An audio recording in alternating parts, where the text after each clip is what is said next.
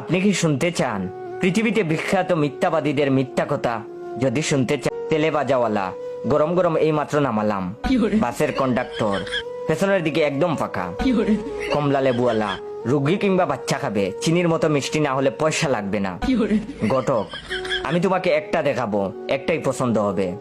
মেয়ের মা, আমার মেয়ের মতো আপনি এই পাড়ায় আর একটি মেয়েও পাবেন না। ছেলের মা, আমার ছেলের কোনো নেশা নেই। ডাক্তার, আপনার কিচ্ছু হয়নি। উকিল, আমি আজ বেল করবই। ভিখারি, বাবু কয়টা টাকা দেন, 3 দিন ধরে কিচ্ছু খাইনি।